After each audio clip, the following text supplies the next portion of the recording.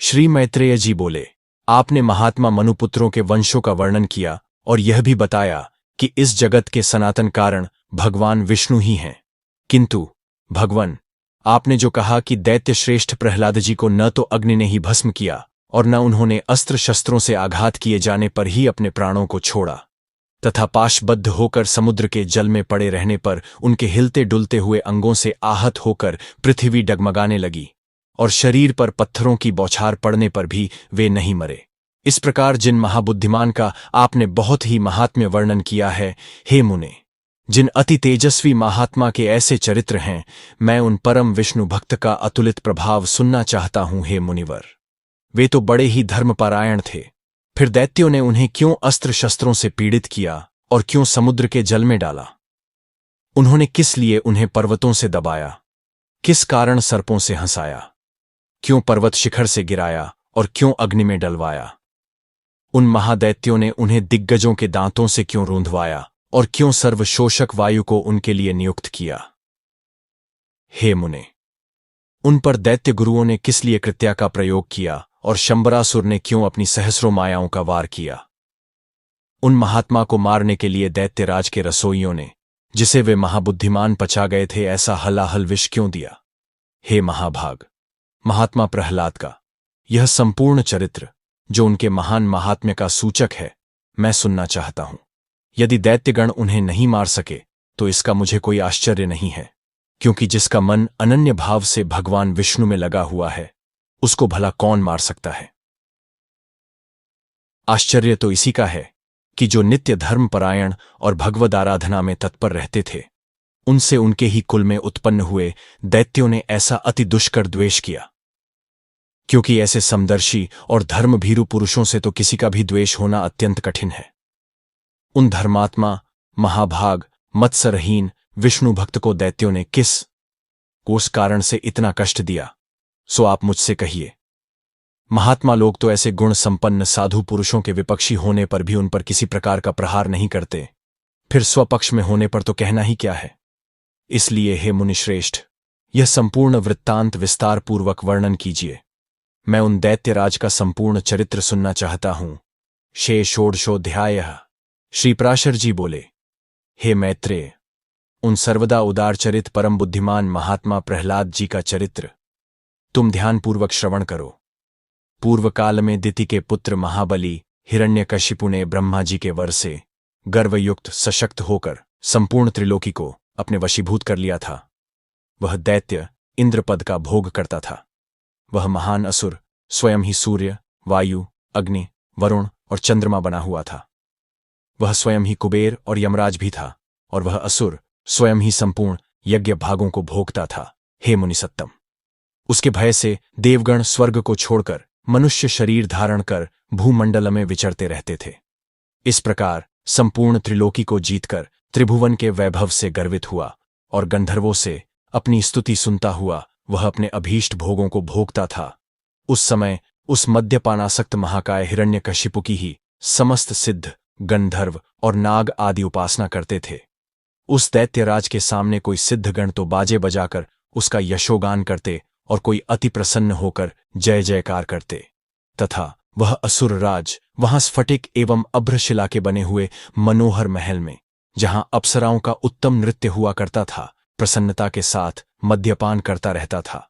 उसका प्रहलाद नामक महाभाग्यवान पुत्र था। वह बालक गुरु के यहां जाकर बालोचित पाठ पढ़ने लगा। एक दिन वह धर्मात्मा बालक गुरुजी के साथ अपने पिता दैत्यराज के पास गया, जो उस समय मद्यपान में लगा हुआ था। तब अपने चरणों में झुके हुए अपने परम तेजस्वी पुत्र प्रहलाद जी को उठाकर पिता हिरण्यकशिपु ने कहा। हिरण्यकशिपु बोला, वत्स, अब तक अध्ययन में निरंतर तत्पर रहकर तुमने जो कुछ पढ़ा है, उसका सारभूत शुभ भाषण हमें सुनाओ। प्रहलाद जी बोले, पिताजी, मेरे मन में जो सबके सारांश रूप से स्थित है, वह मैं आपकी आज्ञानुसार सुनाता हूं। सावधान होकर सुनिए। जो आदि, मध्य और अंत से रहित, अजन्मा, वृद्धि क्षय शून्य और अच्युत हैं, समस्त कारणों के कारण तथा जगत के स्थिति और अंतकर्ता, उन श्रीहरि को मैं प्रणाम करता हूं। श्री पराशर जी बोले, यह सुन। दैत्यराज हिरण्यकशिपु ने क्रोध से नेत्र लाल कर प्रहलाद के गुरु की ओर देखकर कांपते हुए ओठों से कहा। हिरण्यकशिपु बोला, रे दुर्बुद्धि ब्राह्मणाधम, यह क्या? तूने मेरी अवज्ञा कर इस बालक को मेरे विपक्षी की स्तुति से युक्त सार शिक्षा दी है। प्रहलाद जी बोले, हे तात, वह ब्रह्मभूत विष्णु तो केवल मेरा ही नहीं बल्कि संपूर्ण प्रजा और आपका भी कर्ता, नियंता और परमेश्वर है। आप प्रसन्न होइए, व्यर्थ क्रोध क्यों करते हैं? हिरण्यकशिपु बोला, अरे कौन पापी इस दुर्बुद्धि बालक के हृदय में घुस बैठा है जिससे आविष्ट चित्त होकर यह ऐसे अमंगल वचन बोलता है? प्रहलाद जी बोले, पिताजी, वे विष्णु भगवान तो मेरे ही हृदय में नहीं बल्कि संपूर्ण लोकों में स्थित हैं। वे सर्वगामी तो मुझको, आप सबको और समस्त प्राणियों को अपनी अपनी चेष्टाओं में प्रवृत्त करते हैं। हिरण्यकशिपु बोला, इस पापी को यहां से निकालो और गुरु के यहां ले जाकर इसका भली प्रकार शासन करो। इस दुर्मति को न जाने किसने मेरे विपक्षी की प्रशंसा में नियुक्त कर दिया है। श्री पराशर जी बोले, उसके ऐसा कहने पर दैत्यगण उस बालक को फिर गुरुजी के यहां ले गए और वे वहां गुरुजी की रात दिन भली प्रकार सेवा शुश्रूषा करते हुए विद्याध्ययन करने लगे। बहुत काल व्यतीत हो जाने पर दैत्यराज ने प्रहलाद जी को फिर बुलाया और कहा, बेटा, आज कोई गाथा कथा सुनाओ। प्रहलाद जी बोले, जिनसे प्रधान पुरुष और यह चराचर जगत उत्पन्न हुआ है, वे सकल प्रपंच के कारण श्री विष्णु भगवान हम पर प्रसन्न हों। हिरण्यकशिपु बोला, अरे यह बड़ा दुरात्मा है, इसको मार डालो। अब इसके जीने से कोई लाभ नहीं है, क्योंकि स्वपक्ष की हानि करने वाला होने से यह तो अपने कुल के लिए अंगार रूप हो गया है। श्री पराशर जी बोले, उसकी ऐसी आज्ञा होने पर सैकड़ों हजारों दैत्यगण बड़े बड़े अस्त्र शस्त्र लेकर उन्हें मारने के लिए तैयार हुए। प्रहलाद जी बोले, अरे दैत्यो, भगवान विष्णु तो शस्त्रों में, तुम लोगों में और मुझ में सर्वत्र ही स्थित हैं। इस सत्य के प्रभाव से इन अस्त्र शस्त्रों का मेरे ऊपर कोई प्रभाव न हो। श्री पराशर जी बोले, तब तो उन सैकड़ों दैत्यों के शस्त्र समूह का आघात होने पर भी उनको तनिक सी भी वेदना न हुई। वे फिर भी ज्यों के त्यों नवोन बल संपन्न ही रहे।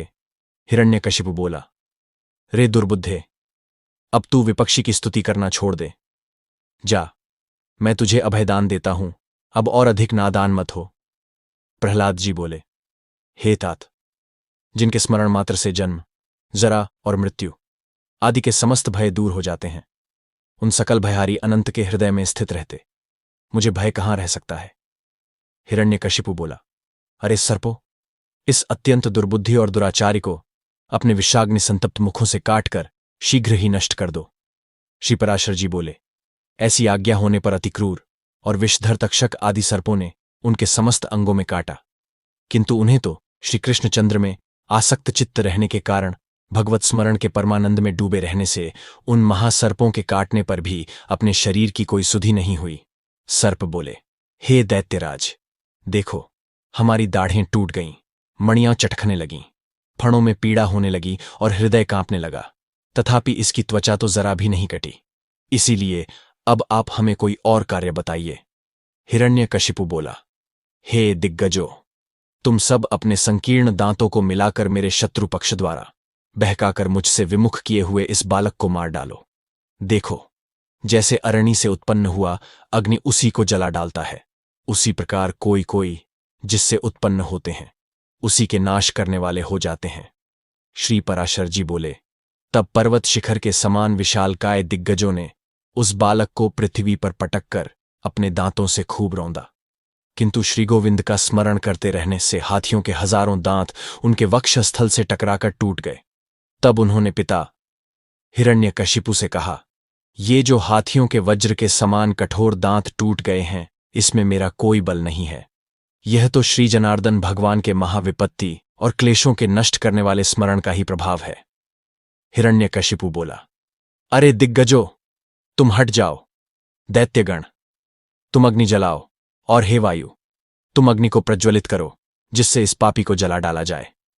श्री पराशर जी बोले, तब अपने स्वामी की आज्ञा से दानवगण काष्ठ के एक बड़े ढेर में स्थित उस असुर राजकुमार को अग्नि प्रज्वलित करके जलाने लगे। प्रहलाद जी बोले, हे तात, पवन से प्रेरित हुआ भी यह अग्नि मुझे नहीं जलाता। मुझको तो सभी दिशाएं ऐसी शीतल प्रतीत होती हैं मानो मेरे चारों ओर कमल बिछे हुए हों। श्री पराशर जी बोले, तदनंतर शुक्र जी के पुत्र पुरोहितगण, बड़े वाग्मी महात्मा शंडामर्क आदि सामनीति से दैत्यराज की बड़ाई करते हुए बोले, पुरोहित बोले, हे राजन, अपने इस बालक पुत्र के प्रति अपना क्रोध शांत कीजिए। आपको तो देवताओं पर ही क्रोध करना चाहिए, क्योंकि उसकी सफलता तो वही है। हे राजन, हम आपके इस बालक को ऐसी शिक्षा देंगे जिससे यह विपक्ष के नाश का कारण होकर आपके प्रति अति विनीत हो जाएगा। हे दैत्यराज, बाल्यावस्था तो सब प्रकार के दोषों का आश्रय होती ही है, इसलिए आपको इस बालक पर अत्यंत क्रोध का प्रयोग नहीं करना चाहिए। यदि हमारे कहने से भी यह विष्णु का पक्ष नहीं छोड़ेगा तो हम इसको नष्ट करने के लिए किसी प्रकार न टलने वाली कृत्या उत्पन्न करेंगे। पढ़ना। श्री पराशर जी ने कहा, पुरोहितों के इस प्रकार प्रार्थना करने पर दैत्यराज ने दैत्यों द्वारा प्रहलाद को अग्निसमूह से बाहर निकलवाया। फिर प्रहलाद जी गुरु जी के यहां रहते हुए उनके पढ़ा चुकने पर अन्य दानव कुमारों को बार बार उपदेश देने लगे। प्रहलाद जी बोले, हे दैत्य कुलोत्पन्न असुर बालको, सुनो, मैं तुम्हें परमार्थ का उपदेश करता हूं। तुम इसे अन्यथा न समझना, क्योंकि मेरे ऐसा कहने में किसी प्रकार का लोभादि कारण नहीं है। सभी जीव जन्म, बाल्यावस्था और फिर यौवन प्राप्त करते हैं, तत्पश्चात दिन दिन वृद्धावस्था की प्राप्ति भी अनिवार्य ही है। और हे दैत्य राजकुमारों, फिर यह जीव मृत्यु के मुख में चला जाता है। यह हम और तुम सभी प्रत्यक्ष देखते हैं। मरने पर पुनर्जन्म होता है, यह नियम भी कभी नहीं टलता। इस विषय में श्रुति स्मृति रूप आगम भी प्रमाण है कि बिना उपादान के कोई वस्तु उत्पन्न नहीं होती। पुनर्जन्म प्राप्त कराने वाली गर्भवास आदि जितनी अवस्थाएं हैं, उन सबको दुख रूप ही जानो। मनुष्य मूर्खतावश क्षुधा, तृष्णा और शीतादि की शांति को सुख मानते हैं, परंतु वास्तव में तो वे दुख मात्र ही हैं, जिनका शरीर वातादि दोष से अत्यंत शिथिल हो जाता है। उन्हें जिस प्रकार व्यायाम सुखप्रद प्रतीत होता है, उसी प्रकार जिनकी दृष्टि भ्रांति ज्ञान से ढंकी हुई है, उन्हें दुख ही सुखरूप जान पड़ता है। अहो, कहाँ तो कफ आदि महाघृणित पदार्थों का समूह रूप शरीर, और कहाँ कांति, शोभा, सौंदर्य एवं रमणीयता आदि दिव्य गुण। तथापि मनुष्य इस घृणित शरीर में कांति आदि का आरोप कर सुख मानने लगता है। यदि किसी मूढ़ पुरुष की मांस, रुधिर, पीब, विष्ठा, मूत्र, स्नायु, मज्जा और अस्थियों के समूह रूप इस शरीर में प्रीति हो सकती है, तो उसे नरक भी प्रिय लग सकता है। अग्नि, जल और भात क्रमशः शीत, तृष्णा और क्षुधा के कारण ही सुखकारी होते हैं, और इनके प्रतियोगी जल आदि भी अपने से भिन्न अग्नि आदि के कारण ही सुख के हेतु होते हैं। हे दैत्य कुमारों, विषयों का जितना जितना संग्रह किया जाता है, उतना उतना ही वे मनुष्य के चित्त में दुख बढ़ाते हैं। जीव अपने मन को प्रिय लगने वाले जितने ही संबंधों को बढ़ाता जाता है, उतने ही उसके हृदय में शोक रूपी शल्य, कांटे स्थिर होते जाते हैं। घर में जो कुछ धन धान्य आदि होते हैं, मनुष्य के जहां तहां परदेश में रहने पर भी वे पदार्थ उसके चित्त में बने रहते हैं, और उनके नाश और दाह आदि की सामग्री भी उसी में मौजूद रहती है। अर्थात घर में स्थित पदार्थों के सुरक्षित रहने पर भी मनः स्थिति पदार्थों के नाश आदि की भावना से पदार्थ नाश का दुख प्राप्त हो जाता है। इस प्रकार जीते जी तो यहां महान दुख होता ही है, मरने पर भी यम यातनाओं का और गर्भ प्रवेश का उग्र कष्ट भोगना पड़ता है। यदि तुम्हें गर्भवास में लेशमात्र भी सुख का अनुमान होता हो तो कहो, सारा संसार इसी प्रकार अत्यंत दुखमय है। इसीलिए दुखों के परम आश्रय इस संसार समुद्र में एकमात्र विष्णु भगवान ही आप लोगों की परम गति है। यह मैं सर्वथा सत्य कहता हूं। ऐसा मत समझो कि हम तो अभी बालक हैं, क्योंकि जरा, यौवन और जन्म आदि अवस्थाएं तो देह के ही धर्म हैं। शरीर का अधिष्ठाता आत्मा तो नित्य है, उसमें यह कोई धर्म नहीं है। जो मनुष्य ऐसी दुराशाओं से विक्षिप्त चित्त रहता है कि अभी मैं बालक हूं, इसलिए इच्छानुसार खेलकूद लूं, युवावस्था प्राप्त होने पर कल्याण साधन का यत्न करूंगा, फिर युवा होने पर कहता है कि अभी तो मैं युवा हूं, बुढ़ापे में आत्मकल्याण कर लूंगा, और वृद्ध होने पर सोचता है कि अब मैं बूढ़ा हो गया, अब तो मेरी इंद्रियां अपने कर्मों में प्रवृत्त ही नहीं होती, शरीर के शिथिल हो जाने पर अब मैं क्या कर सकता हूं, सामर्थ्य रहते तो मैंने कुछ किया ही नहीं। वह अपने कल्याण पथ पर कभी अग्रसर नहीं होता, केवल भोग तृष्णा में ही व्याकुल रहता है। मूर्ख लोग अपनी बाल्यावस्था में खेल कूद में लगे रहते हैं, युवावस्था में विषयों में फंस जाते हैं, और बुढ़ापा आने पर उसे असमर्थता के कारण व्यर्थ ही काटते हैं। इसलिए विवेकी पुरुष को चाहिए कि देह की बाल्य, यौवन और वृद्ध आदि अवस्थाओं की अपेक्षा न करके बाल्यावस्था में ही अपने कल्याण का यत्न करे। मैंने तुम लोगों से जो कुछ कहा है उसे यदि तुम मिथ्या नहीं समझते तो मेरी प्रसन्नता के लिए ही बंधन को छुटाने वाले श्री विष्णु भगवान का स्मरण करो। उनका स्मरण करने में परिश्रम भी क्या है, और स्मरण मात्र से ही वे अति शुभ फल देते हैं, तथा रात दिन उन्हीं का स्मरण करने वालों का पाप भी नष्ट हो जाता है। उन सर्वभूतस्थ प्रभु में तुम्हारी बुद्धि अहर्निश लगी रहे और उनमें निरंतर तुम्हारा प्रेम बढ़े। इस प्रकार तुम्हारे समस्त क्लेश दूर हो जाएंगे। जबकि यह सभी संसार तापत्रय से दग्ध हो रहा है, तो इन बेचारे शोचनीय जीवों से कौन बुद्धिमान द्वेष करेगा। यदि ऐसा दिखाई दे कि और जीव तो आनंद में हैं, मैं ही परम शक्तिहीन हूं, तब भी प्रसन्न ही होना चाहिए, क्योंकि द्वेष का फल तो दुख रूप ही है। यदि कोई प्राणी वैर भाव से द्वेष भी करें तो विचारवाणों के लिए तो वे अहो, ये महामोह से व्याप्त हैं। इस प्रकार अत्यंत शोचनीय ही हैं, हे दैत्यगण। ये मैंने भिन्न भिन्न दृष्टि वालों के विकल्प, भिन्न भिन्न उपाय कहे। अब उनका समन्वयपूर्वक संक्षिप्त विचार सुनो। यह संपूर्ण जगत सर्वभूतमय भगवान विष्णु का विस्तार है, अतः विचक्षण पुरुषों को इसे आत्मा के समान अभेद रूप से देखना चाहिए। इसलिए दैत्य भाव को छोड़कर हम और तुम ऐसा यत्न करें जिससे शांति लाभ कर सकें, जो पाया के परम शांति अग्नि, सूर्य, चंद्रमा, वायु, मेघ, वरुण, सिद्ध, राक्षस, यक्ष, दैत्यराज, सर्प, किन्नर, मनुष्य, पशु और अपने दोषों से तथा ज्वर, नेत्र रोग, अतिसार, प्लीहा, तो तिल्ली और गुल्म आदि रोगों से, एवं द्वेष, ईर्ष्या, मत्सर, राग, लोभ और किसी अन्य भाव से भी कभी क्षीण नहीं होती, और जो सर्वदा अत्यंत निर्मल है उसे मनुष्य अमल स्वरूप श्री केशव में मनोनिवेश करने से प्राप्त कर लेता है। हे दैत्यो, मैं आग्रहपूर्वक कहता हूं, तुम इस असार संसार के विषयों में कभी संतुष्ट मत होना। तुम सर्वत्र समदृष्टि करो, क्योंकि समता ही श्री अच्युत की वास्तविक आराधना है। उन अच्युत के प्रसन्न होने पर फिर संसार में दुर्लभ ही क्या है। तुम धर्म, अर्थ और काम की इच्छा कभी न करना, वे तो अत्यंत तुच्छ हैं। उस ब्रह्मरूप महावृक्ष का आश्रय लेने पर तो तुम निःसंदेह मोक्ष रूप महाफल प्राप्त कर लोगे। श्री पराशर जी बोले। उनकी ऐसी चेष्टा देख दैत्यों ने दैत्यराज हिरण्यकशिपु से डरकर उससे सारा वृत्तांत कह सुनाया, और उसने भी तुरंत अपने रसोइयों को बुलाकर कहा। हिरण्यकशिपु बोला, अरे सूदगण, मेरा यह दुष्ट और दुर्मति पुत्र औरों को भी कुमार्ग का उपदेश देता है, अतः तुम शीघ्र ही इसे मार डालो। तुम उसे उसके बिना जाने समस्त खाद्य पदार्थों में हलाहल विष मिलाकर दो, और किसी प्रकार का सोच विचार न कर उस पापी को मार डालो। श्री पराशर जी बोले। तब उन रसोइयों ने महात्मा प्रहलाद को, जैसी कि उनके पिता ने आज्ञा दी थी, उसी के अनुसार विष दे दिया। हे मैत्रेय, तब वे उस घोर हलाहल विष को भगवन नाम के उच्चारण से अभिमंत्रित कर अन्न के साथ खा गए, तथा भगवन नाम के प्रभाव से निस्तेज हुए उस विष को खाकर उसे बिना किसी विकार के पचाकर स्वस्थ चित्त से स्थित रहे। उस महान विष को पचा हुआ देख रसोइयों ने भय से व्याकुल हो हिरण्यकशिपु के पास जा उसे प्रणाम करके कहा। सूदगण बोले, हे दैत्यराज, हमने आपकी आज्ञा से अत्यंत तीक्ष्ण विष दिया था, तथापि आपके पुत्र प्रहलाद ने उसे अन्न के साथ पचा लिया। हिरण्यकशिपु बोला, हे पुरोहितगण, शीघ्रता करो, शीघ्रता करो, उसे नष्ट करने के लिए अब कृत्या उत्पन्न करो, और देरी न करो। श्री पराशर जी बोले। तब पुरोहितों ने अति विनीत प्रहलाद से उसके पास जाकर शांतिपूर्वक कहा।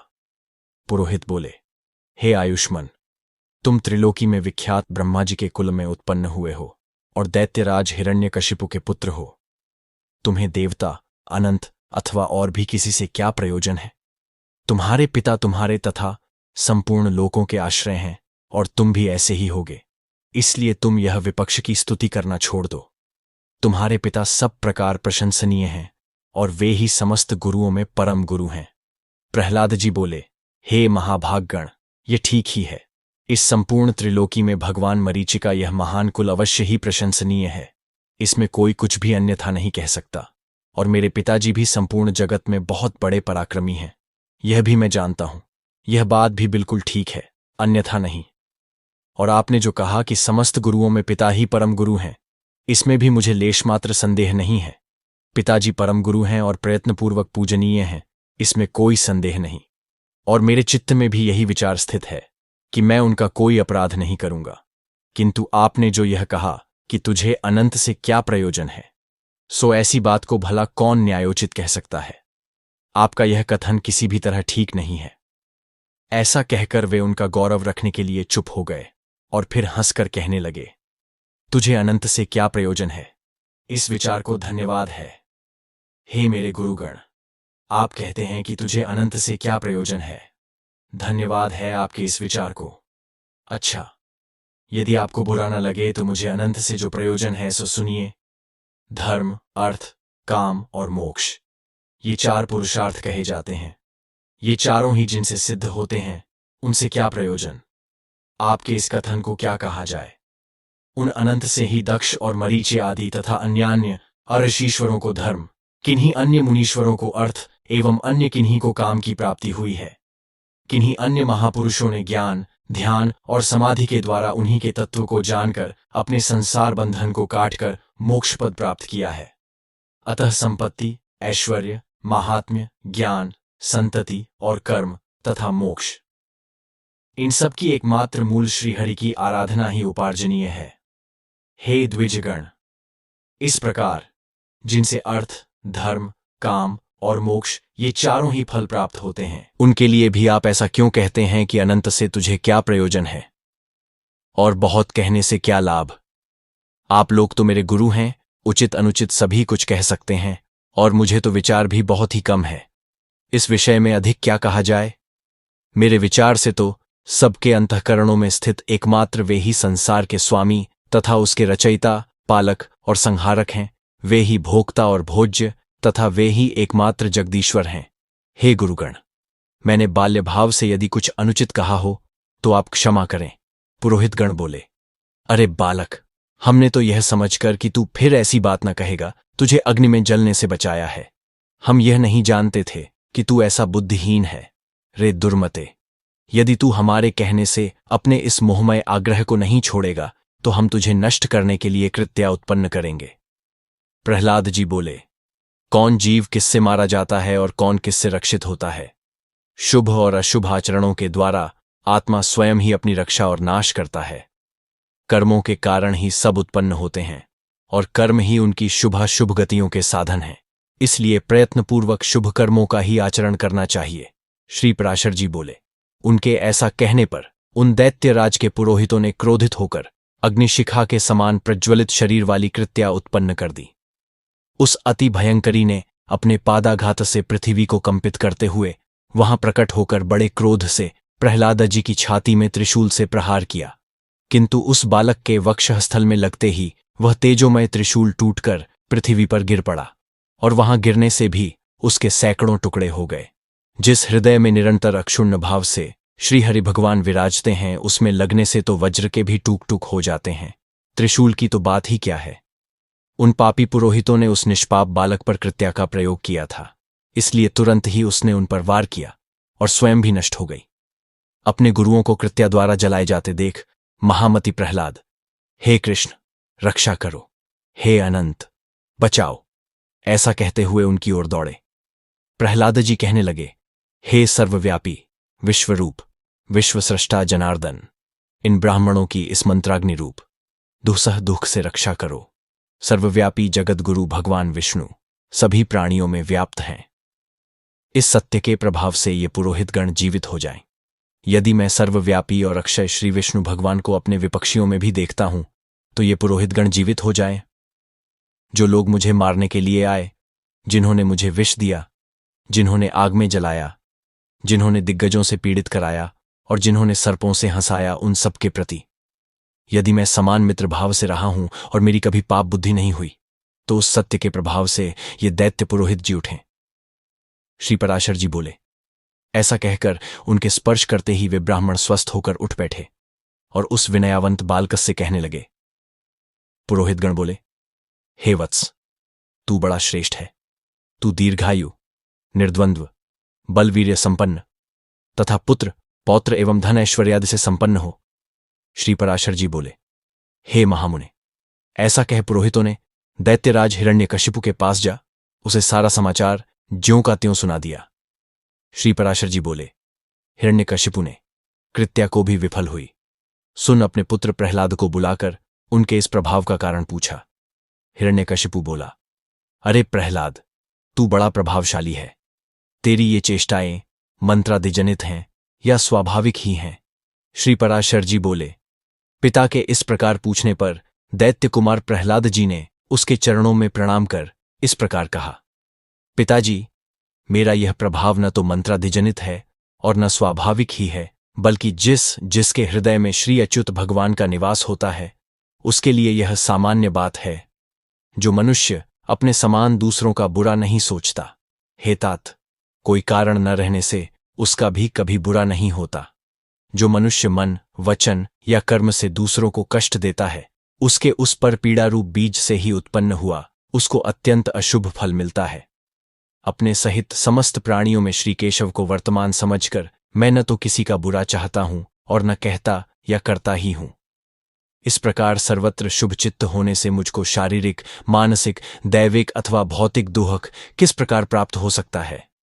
इसी प्रकार भगवान को सर्वभूतमय जानकर विद्वानों को सभी प्राणियों में अविचल भक्ति, प्रेम करनी चाहिए।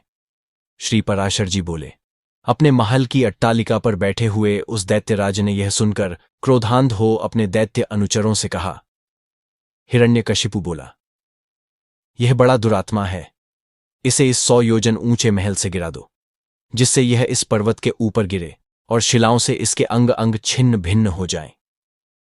तब उन समस्त दैत्य और दानवों ने उन्हें महल से गिरा दिया और वे भी उनके ढकेलने से हृदय में श्री हरि का स्मरण करते करते नीचे गिर गए।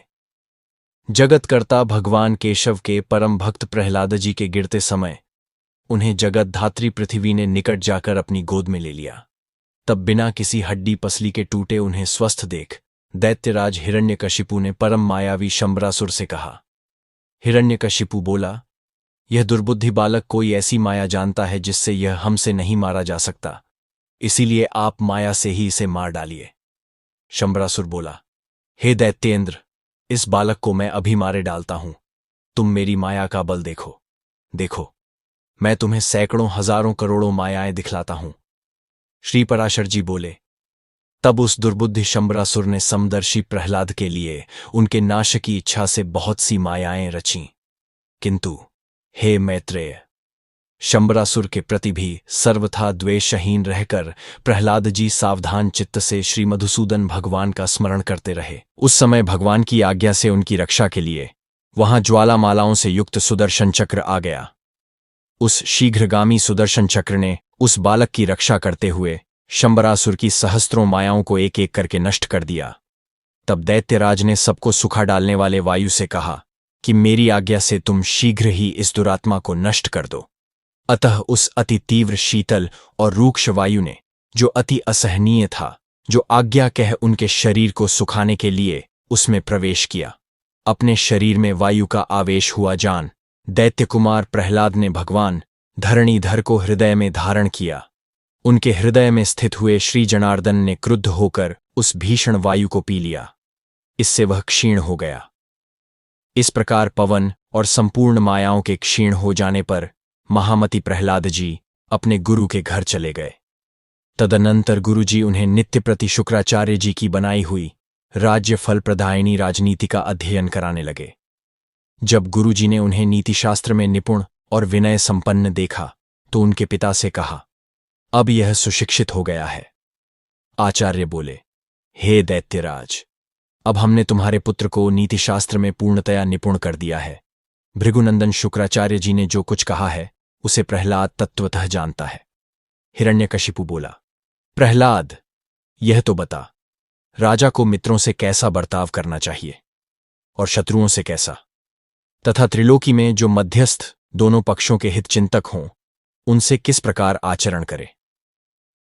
मंत्रियों, अमात्यों, बाह्य और अंतःपुर के सेवकों, गुप्तचरों, पुरवासियों, शंकितों, जिन्हें जीतकर बलात् दास बना लिया हो, तथा अन्यान्य जनों के प्रति किस प्रकार व्यवहार करना चाहिए। हे प्रहलाद, यह ठीक ठीक बता कि करने और न करने योग्य कार्यों का विधान किस प्रकार करे, दुर्ग और आटविक, जंगली मनुष्य आदि को किस प्रकार वशीभूत करे और गुप्त शत्रु रूप कांटे को कैसे निकाले। यह सब तथा और भी जो कुछ तूने पढ़ा हो वह सब मुझे सुना। मैं तेरे मन के भावों को जानने के लिए बहुत उत्सुक हूं। श्री पराशर जी बोले।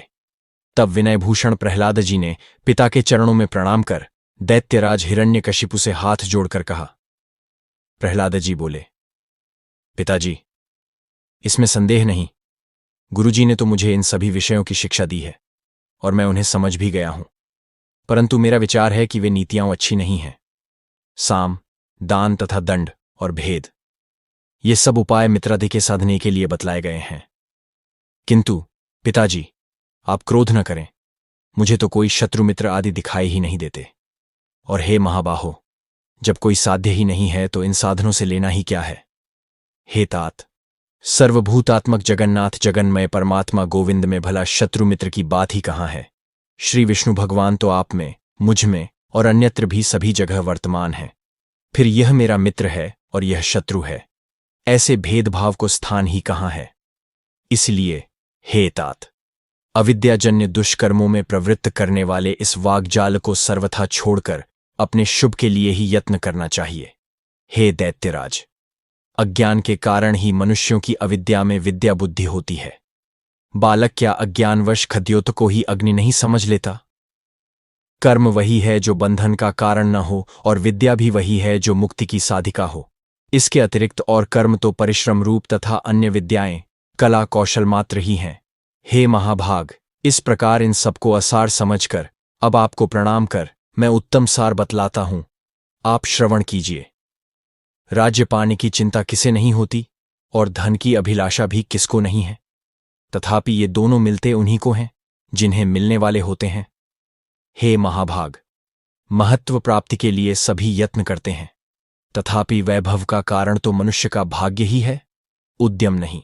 हे प्रभो, जड़, अविवेकी, निर्बल और अनितिज्यों को भी भाग्यवश नाना प्रकार के भोग और राज्यादि प्राप्त होते हैं। इसलिए जिसे महान वैभव की इच्छा हो उसे केवल पुण्य संचय का ही यत्न करना चाहिए, और जिसे मोक्ष की इच्छा हो उसे भी समत्व लाभ का ही प्रयत्न करना चाहिए। देव, मनुष्य, पशु, पक्षी, वृक्ष और सरीसृप ये सब भगवान विष्णु से भिन्न से स्थित हुए भी वास्तव में श्री अनंत के ही रूप हैं। इस बात को जानने वाला पुरुष संपूर्ण चराचर जगत को आत्मवत देखे, क्योंकि यह सब विश्वरूपधारी भगवान विष्णु ही हैं। ऐसा जान लेने पर वे अनादि परमेश्वर भगवान अच्युत प्रसन्न होते हैं और उनके प्रसन्न होने पर सभी क्लेश क्षीण हो जाते हैं। श्री पराशर जी बोले। यह सुनकर हिरण्यकशिपु ने क्रोधपूर्वक अपने राज सिंहासन से उठकर पुत्र प्रहलाद के वक्षस्थल में लात मारी और क्रोध तथा अमर्ष से जलते हुए मानो संपूर्ण संसार को मार डालेगा, इस प्रकार हाथ मलता हुआ बोला।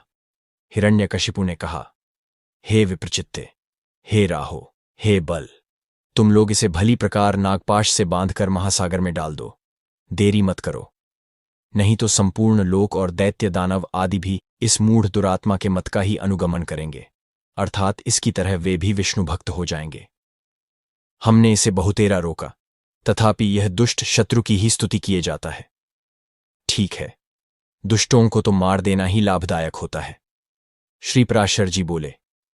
तब उन दैत्यों ने अपने स्वामी की आज्ञा को शिरोधार्य कर तुरंत ही उन्हें नागपाश से बांधकर समुद्र में डाल दिया।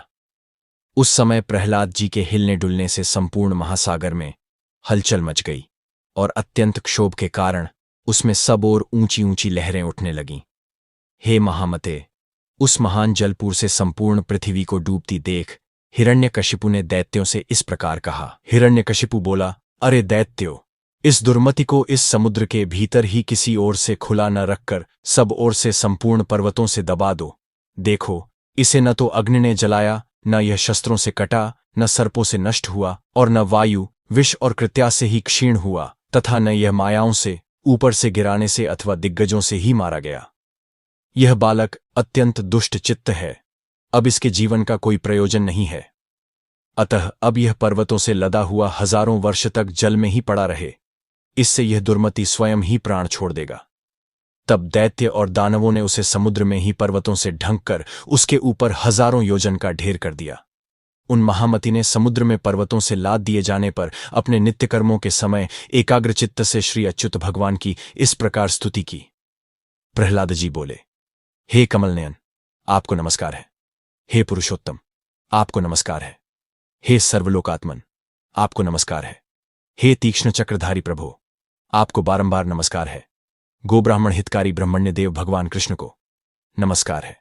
जगत हितकारी श्री गोविंद को बारंबार नमस्कार है। आप ब्रह्मा रूप से विश्व की रचना करते हैं, फिर उसके स्थित हो जाने पर विष्णु रूप से पालन करते हैं और अंत में रुद्र रूप से संहार करते हैं। ऐसे त्रिमूर्तिधारी आपको नमस्कार है। हे अच्युत, देव, यक्ष, असुर, सिद्ध, नाग, गंधर्व, किन्नर, पिशाच, राक्षस, मनुष्य, पशु, पक्षी, स्थावर, पिपीलिका, चींटी, सरीसृप, पृथ्वी, जल, अग्नि, आकाश, वायु, शब्द, स्पर्श, रूप, रस, गंध, मन, बुद्धि, आत्मा, हे विष्णु, आप ही समस्त कर्मों के भोक्ता और उनकी सामग्री हैं तथा सर्व कर्मों के जितने भी फल हैं वे सब भी आप ही हैं। हे प्रभो, मुझमें तथा अन्यत्र समस्त भूतों और भुवनों में आप ही के गुण और ऐश्वर्य की सूची का व्याप्ति हो रही है। योगीगण आप ही का ध्यान धरते हैं और याज्ञिकगण आप ही का यजन करते हैं तथा पितृगण और देवगण के रूप से एक आप ही हव्य और कव्य के भोक्ता हैं। हे ईश, यह निखिल ब्रह्मांड ही आपका स्थूल रूप है। उससे सूक्ष्म यह संसार पृथ्वी मंडल है। उससे भी सूक्ष्म ये भिन्न भिन्न रूपधारी समस्त प्राणी हैं। उनमें भी जो अंतरात्मा है वह और भी अत्यंत सूक्ष्म है। उससे भी परे जो सूक्ष्म आदि विशेषणों का अविषय आपका कोई अचिंत्य परमात्म स्वरूप है, उन पुरुषोत्तम रूप आपको नमस्कार है।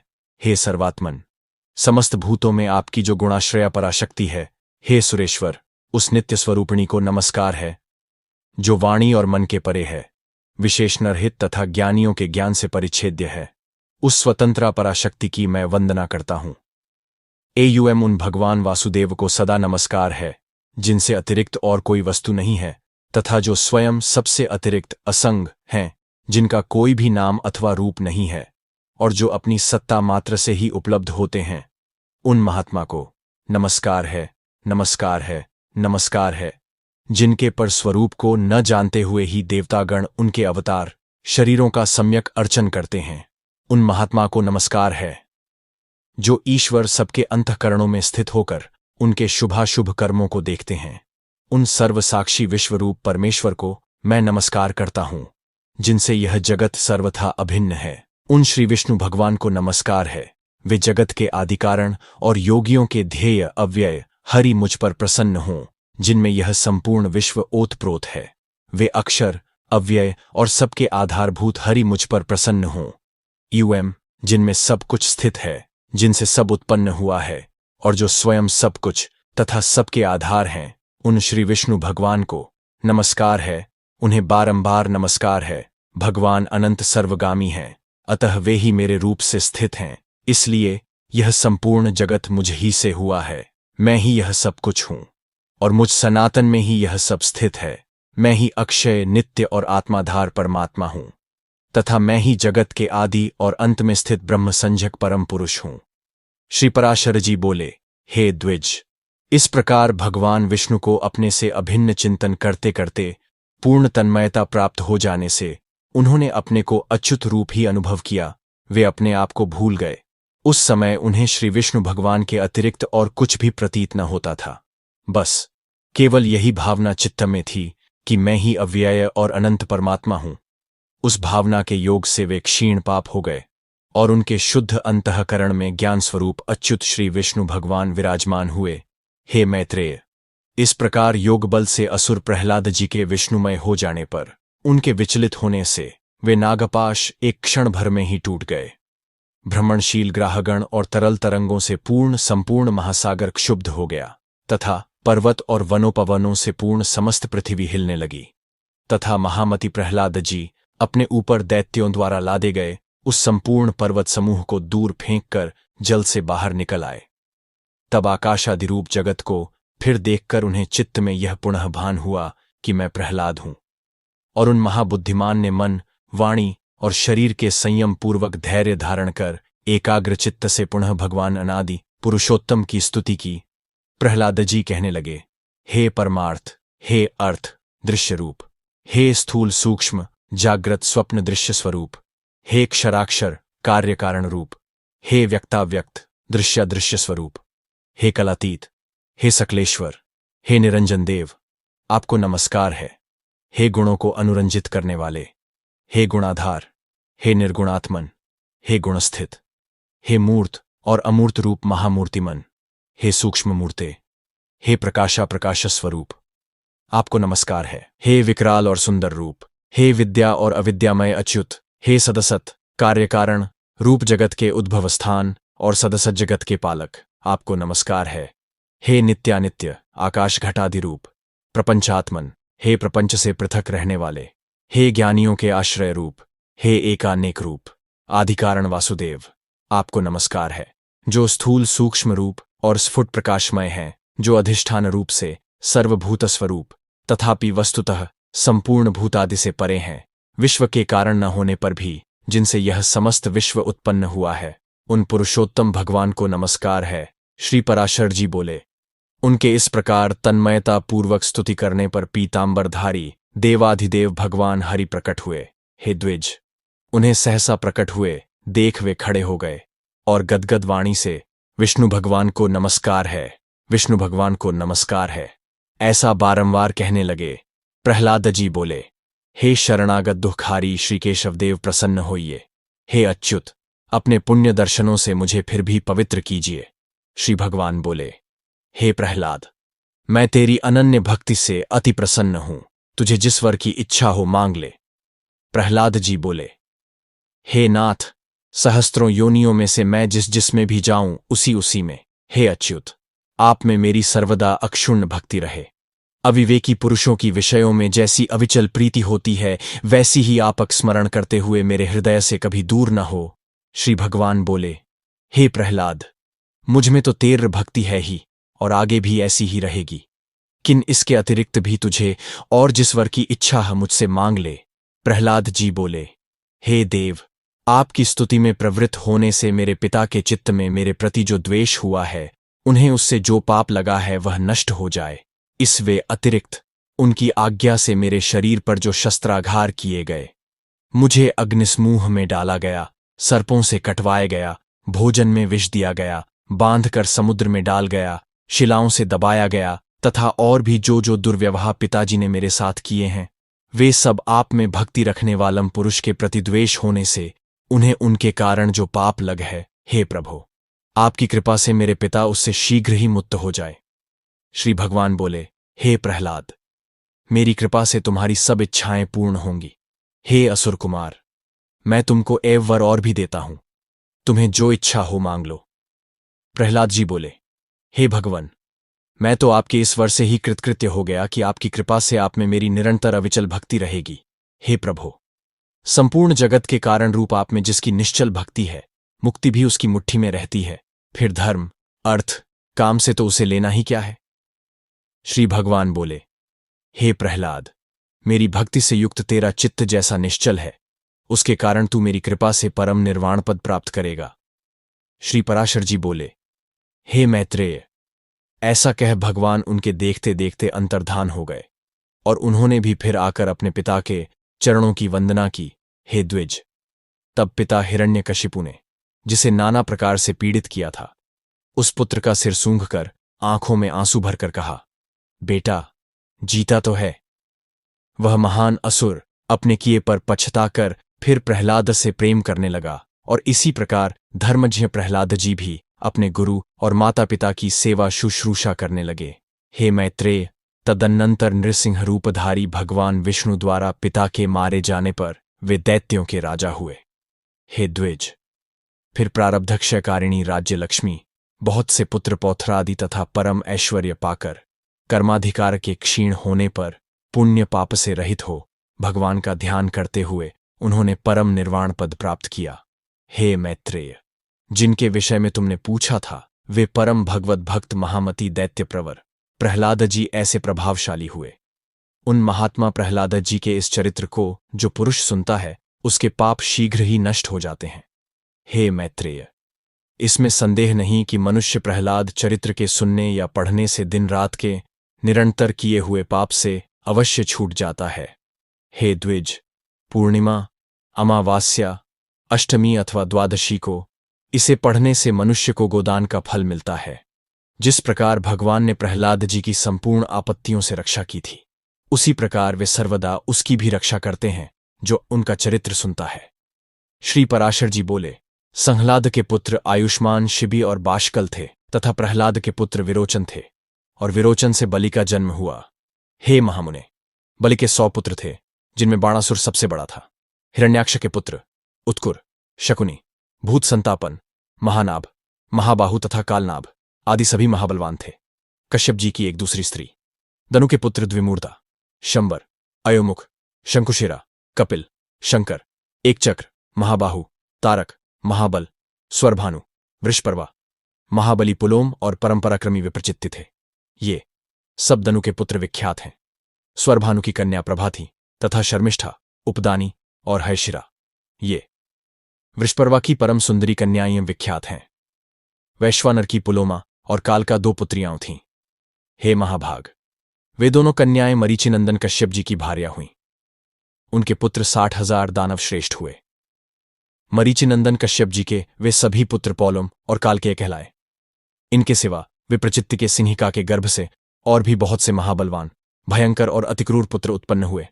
वे व्यंश, शल्य, बलवान, नभ, महाबली, वातापी, नमुचि, इलवल, खसरुम, अंधक, नरक, कालनाभ, महावीर, स्वरभानु और महादैत्य वक्त्र योद्धी थे। ये सब दानव श्रेष्ठ दनु के वंश को बढ़ाने वाले थे। इनके और भी सैकड़ों हजारों पुत्र पौत्रादि हुए। महान तपस्या द्वारा आत्मज्ञान संपन्न दैत्यवर प्रहलाद जी के कुल में निवातक वच नामक दैत्य उत्पन्न हुए। कश्यप जी की स्त्री ताम्रा की शुकी, शेणी, भासी, सुग्रीवी, शुचि और गृद्धिका, ये 6 अति प्रभावशालिनी कन्याएं कही जाती हैं। शुकी से शुक, उलूक एवं उलूकों के प्रतिपक्षी काक आदि उत्पन्न हुए तथा शेनी से शेन, बाज, भासी से भास और गृद्धिका से गृद्धों का जन्म हुआ। शुचि से झल के पक्षीगण और सुग्रीवी से अश्व, उष्ट्र और गर्दभों की उत्पत्ति हुई। इस प्रकार यह ताम्रा का वंश कहा जाता है। विनता के गरुड़ और अरुण ये 2 पुत्र विख्यात हैं। इनमें पक्षियों में श्रेष्ठ सुपर्ण, गरुड़ जी, अति भयंकर और सर्पों को खाने वाले हैं। हे ब्राह्मण, सुरसा से सहस्रों सर्प उत्पन्न हुए, जो बड़े ही प्रभावशाली, आकाश में विचरने वाले, अनेक शिरों वाले और बड़े विशालकाय थे। और कद्रु के पुत्र भी महाबली और अमित तेजस्वी। अनेक सिर वाले सहस्रों सर्प ही हुए, जो गरुड़ जी के वशवर्ती थे। उनमें से शेष, वासुकी, तक्षक, शंख श्वेत, महापद्म, कंबल, अश्वतर, एलापुत्र, नाग, करकोटक, धनंजय तथा और भी अनेक उग्र विषधर एवं काटने वाले सर्प प्रधान हैं। क्रोधवशा के पुत्र क्रोधवशगण हैं। वे सभी बड़ी बड़ी दाढ़ों वाले, भयंकर और कच्चा मांस खाने वाले जलचर, स्थलचर एवं पक्षीगण हैं। महाबली पिशाचों को भी क्रोधा ने ही जन्म दिया है। सुरभि से गौ और महिष आदि की उत्पत्ति हुई तथा इरा से वृक्ष, लता, बेल और सब प्रकार के तृण उत्पन्न हुए हैं। खसा ने यक्ष और राक्षसों को, मुनि ने अप्सराओं को तथा अरिष्टय ने अति समर्थ गंधर्वों को जन्म दिया। ये सब स्थावर जंगम कश्यप जी की संतान हुए। इनके और भी सैकड़ों हजारों पुत्र पौत्रादि हुए। हे ब्राह्मण, यह स्वारोचिष मनवंतर की सृष्टि का वर्णन कहा जाता है। वैवस्वत मनवंतर के आरंभ में महान वारुण यज्ञ हुआ। उसमें ब्रह्मा जी होता थे। अब मैं उनकी प्रजा का वर्णन करता हूं। हे साधु श्रेष्ठ, पूर्व मनवंतर में जो सप्तर्षिगण स्वयं ब्रह्मा जी के मानसपुत्र रूप से उत्पन्न हुए थे, उन्हीं को ब्रह्मा जी ने इस कल्प में गंधर्व, नाग, देव और दानवादि के पितृ रूप से निश्चित किया। पुत्रों के नष्ट हो जाने पर दिति ने कश्यप जी को प्रसन्न किया। उसकी सम्यक आराधना से संतुष्ट हो तपस्वियों में श्रेष्ठ कश्यप जी ने उसे वर देकर प्रसन्न किया। उस समय उसने इंद्र के वध करने में समर्थ एक अति तेजस्वी पुत्र का वर मांगा। मुनि श्रेष्ठ कश्यप जी ने अपनी भार्या दिति को वह वर दिया और उस अति उग्र वर को देते हुए वे उससे बोले, यदि तुम भगवान के ध्यान में तत्पर रहकर अपना गर्भ शौच और संयम पूर्वक 100 वर्ष तक धारण कर सकोगी तो तुम्हारा पुत्र इंद्र को मारने वाला होगा। ऐसा कहकर मुनि कश्यप जी ने उस देवी से संगमन किया और उसने बड़े शौच पूर्वक रहते हुए वह गर्भ धारण किया। उस गर्भ को अपने वध का कारण जान देवराज इंद्र भी विनय पूर्वक उसकी सेवा करने के लिए आ गए। उसके शौचादि में कभी कोई अंतर पड़े, यही देखने की इच्छा से इंद्र वहां हर समय उपस्थित रहते थे। अंत में 100 वर्ष में कुछ ही कमी रहने पर उन्होंने एक अंतर देख ही लिया। एक दिन दिति बिना चरण शुद्धि किए ही अपनी शैया पर लेट गई। उस समय निद्रा ने उसे घेर लिया। तब इंद्र हाथ में वज्र लेकर उसकी कुक्ष में घुस गए और उस महागर्भ के 7 टुकड़े कर डाले। इस प्रकार वज्र से पीड़ित होने से वह गर्भ जोर जोर से रोने लगा। इंद्र ने उससे पुनः पुनः कहा कि मत रो, किंतु जब वह गर्भ 7 भागों में विभक्त हो गया और फिर भी न मरा, तो इंद्र ने अत्यंत कुपित हो अपने शत्रु विनाशक वज्र से एक एक के 7 टुकड़े और कर दिए। वे ही अति वेगवान मरुत नामक देवता हुए। भगवान इंद्र ने जो उससे कहा था कि मारो दीह मत रो, इसीलिए वे मरुत कहलाए। ये 49 मरुदगण इंद्र के सहायक देवता हुए। श्री पराशर जी बोले, पूर्व काल में महर्षियों ने जब महाराज पृथु को राज्य पद पर अभिषिक्त किया, तो लोक पितामह श्री ब्रह्मा जी ने भी क्रम से राज्यों का बंटवारा किया। ब्रह्मा जी ने नक्षत्र, ग्रह, ब्राह्मण, संपूर्ण वनस्पति और यज्ञ तथा तप आदि के राज्य पर चंद्रमा को नियुक्त किया। इसी प्रकार विश्रवा के पुत्र कुबेर जी को राजाओं का, वरुण को जलों का, विष्णु को आदित्यों का और अग्नि को वसुगणों का अधिपति बनाया। दक्ष को प्रजापतियों का, इंद्र को मरुदगण का तथा प्रहलाद जी को दैत्य और दानवों का आधिपत्य दिया। पितृगण के राज्य पद पर धर्मराज यम को अभिषिक्त किया और संपूर्ण गजराजों का स्वामित्व ऐरावत को दिया। गरुड़ को पक्षियों का, इंद्र को देवताओं का, उच्चैः श्रवा को घोड़ों का और वृषभ को गौओं का अधिपति बनाया। प्रभु ब्रह्मा जी ने समस्त मृगों, वन्य पशुओं का राज्य सिंह को दिया और सर्पों का स्वामी शेषनाग को बनाया।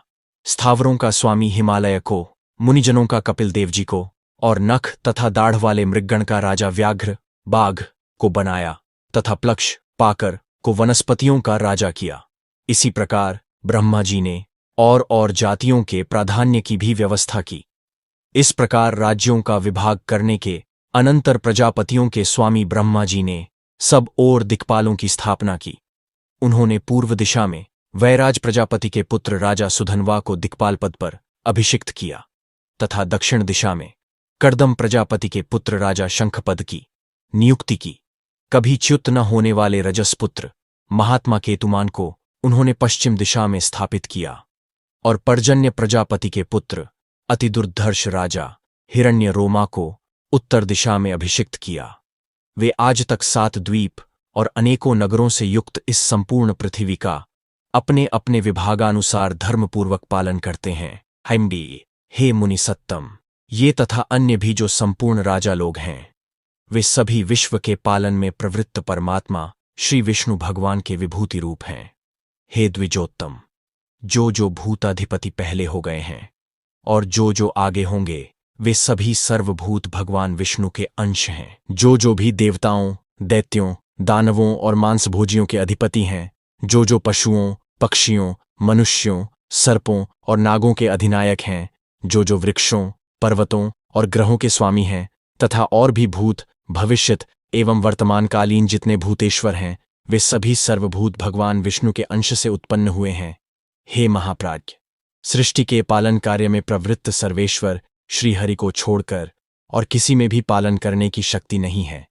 रज और सत्वादि गुणों के आश्रय से वे सनातन प्रभु ही जगत की रचना के समय रचना करते हैं, स्थिति के समय पालन करते हैं और अंत समय में काल रूप से संहार करते हैं। वे जनार्दन 4 विभाग से सृष्टि के और 4 विभाग से ही स्थिति के समय रहते हैं तथा 4 रूप धारण करके ही अंत में प्रलय करते हैं। एक अंश से वे अव्यक्त स्वरूप ब्रह्मा होते हैं, दूसरे अंश से मरीचि आदि प्रजापति होते हैं, उनका तीसरा अंश काल है और चौथा संपूर्ण प्राणी। इस प्रकार वे रजोगुण विशिष्ट होकर 4 प्रकार से सृष्टि के समय स्थित होते हैं। फिर वे पुरुषोत्तम सत्वगुण का आश्रय लेकर जगत की स्थिति करते हैं। उस समय वे एक अंश से विष्णु होकर पालन करते हैं, दूसरे अंश से मनु आदि होते हैं तथा तीसरे अंश से काल और चौथे से सर्वभूतों में स्थित होते हैं। तथा अंतकाल में वे अजन्मा भगवान तमोगुण की वृत्ति का आश्रय ले एक अंश से रुद्र रूप, दूसरे भाग से अग्नि और अंतकादि रूप, तीसरे से काल रूप और चौथे से संपूर्ण भूत स्वरूप हो जाते हैं। हे ब्राह्मण, विनाश करने के लिए उन महात्मा की यह 4 प्रकार की सार्वकालिक विभाग कल्पना कही जाती है। ब्रह्मा, दक्ष आदि प्रजापतिगण, काल तथा समस्त प्राणी, ये श्रीहरि की विभूतियां जगत की सृष्टि की कारण हैं। हे द्विज, विष्णु, मनु आदि, काल और समस्त भूतगण, ये जगत की स्थिति के कारण रूप भगवान विष्णु की विभूतियां हैं तथा रुद्र, काल, अंतकादि और सकल जीव श्री जनार्दन की ये 4 विभूतियां प्रलय की कारण रूप हैं। हे द्विज, जगत के आदि और मध्य में तथा प्रलय पर्यंत भी ब्रह्मा, मरीचि आदि तथा भिन्न भिन्न जीवों से ही सृष्टि हुआ करती है।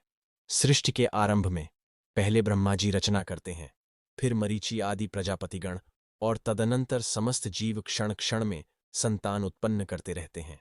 हे द्विज, काल के बिना ब्रह्मा, प्रजापति एवं अन्य समस्त प्राणी भी सृष्टि रचना नहीं कर सकते। अतः भगवान काल रूप विष्णु ही सर्वदा सृष्टि के कारण हैं। हे मैत्रेय, इसी प्रकार जगत की स्थिति और प्रलय में भी उन देवदेव के चार चार विभाग बताए जाते हैं। हे द्विज, जिस किसी जीव द्वारा जो कुछ भी रचना की जाती है, उस उत्पन्न हुए जीव की उत्पत्ति में सर्वथा श्रीहरि का शरीर ही कारण है। हे मैत्रेय, इसी प्रकार जो कोई स्थावर जंगम भूतों में से किसी को नष्ट करता है, वह नाश करने वाला भी श्री जनार्दन का अंतकारक रौद्र रूप ही है। इस प्रकार वे जनार्दन देव ही समस्त संसार के रचयिता, पालनकर्ता और संहारक हैं, तथा वे ही स्वयं जगत रूप भी हैं।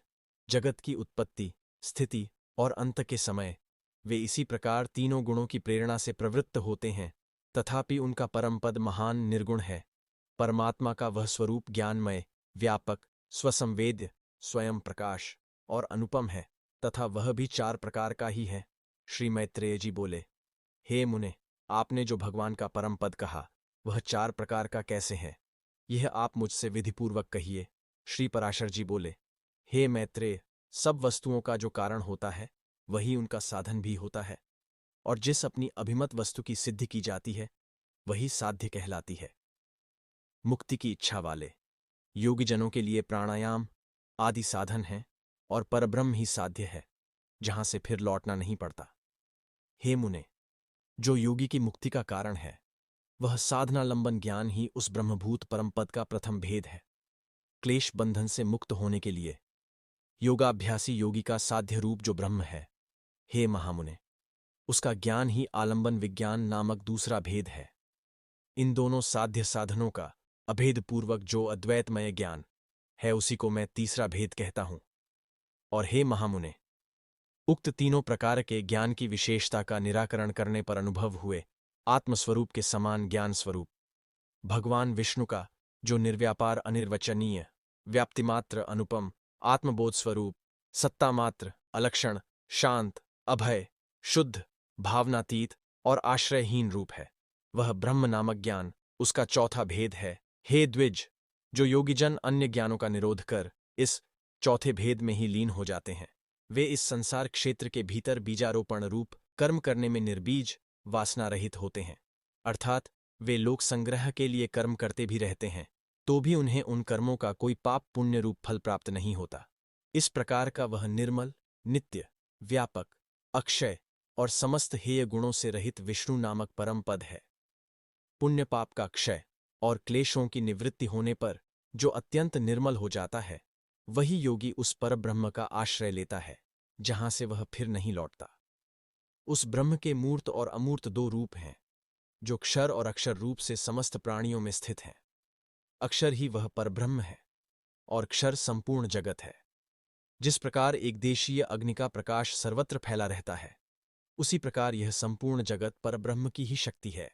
हे मैत्रेय, अग्नि की निकटता और दूरता के भेद से जिस प्रकार उसके प्रकाश में भी अधिकता और न्यूनता का भेद रहता है, उसी प्रकार ब्रह्म की शक्ति में भी तारतम्य है। हे ब्राह्मण, ब्रह्मा, विष्णु और शिव ब्रह्म की प्रधान शक्तियां हैं। उनसे न्यून देवगण हैं तथा उनके अनंतर दक्ष आदि प्रजापतिगण हैं। उनसे भी न्यून मनुष्य, पशु, पक्षी, मृग और सरीसृप आदि हैं, तथा उनसे भी अत्यंत न्यून वृक्ष, गुल्म और लता आदि हैं। अतः हे मुनिवर, आविर्भाव, उत्पन्न होना, तिरोभाव, छिप जाना, जन्म और नाश आदि विकल्प युक्त भी यह संपूर्ण जगत वास्तव में नित्य और अक्षय ही है। सर्वशक्तिमय विष्णु ही ब्रह्म के परस्वरूप तथा मूर्त रूप हैं, जिनका योगीजन योग आरंभ के पूर्व चिंतन करते हैं। हे मुने, जिनमें मन को सम्यक प्रकार से निरंतर एकाग्र करने वालों को आलंबन युक्त सबीज, संप्रज्ञात महायोग की प्राप्ति होती है। हे महाभाग, हे सर्व ब्रह्ममय श्री विष्णु भगवान, समस्त पराशक्तियों में प्रधान और ब्रह्म के अत्यंत निकटवर्ती मूर्त ब्रह्म स्वरूप हैं। हे मुने, उन्हीं में यह संपूर्ण जगत ओतप्रोत है, उन्हीं से उत्पन्न हुआ है, उन्हीं में स्थित है और स्वयं वे ही समस्त जगत हैं। क्षराक्षरमय कार्य कारण रूप ईश्वर विष्णु ही इस पुरुष प्रकृतिमय संपूर्ण जगत को अपने आभूषण और अयुद्ध रूप से धारण करते हैं। श्री मैत्रेय जी बोले, भगवान विष्णु इस संसार को भूषण और अयुद्ध रूप से किस प्रकार धारण करते हैं, यह आप मुझसे कहिए। श्री पराशर जी बोले, हे मुने, जगत का पालन करने वाले अप्रमेय श्री विष्णु भगवान को नमस्कार कर अब मैं जिस प्रकार वशिष्ठ जी ने मुझसे कहा था वह तुम्हें सुनाता हूं। इस जगत के निर्लेप तथा निर्गुण और निर्मल आत्मा को अर्थात शुद्ध क्षेत्रज्ञ स्वरूप को श्री हरि कौस्तुभमणि रूप से धारण करते हैं। श्री अनंत ने प्रधान को श्रीवत्स रूप से आश्रय दिया है और बुद्धि श्री माधव की गदा रूप से स्थित है। भूतों के कारण तामस अहंकार और इंद्रियों के कारण राजस अहंकार, इन दोनों को वे शंख और शार्ंग धनुष रूप से धारण करते हैं। अपने वेग से पवन को भी पराजित करने वाला अत्यंत चंचल सात्विक अहंकार रूप मन श्री विष्णु भगवान के कर कमलों में स्थित चक्र का रूप धारण करता है। वह हे द्विज, भगवान गदाधर की चुप मुक्ता माणिक्य मरकत इंद्रनील और हीरकमयी पंचरूपा वैजयंती माला है।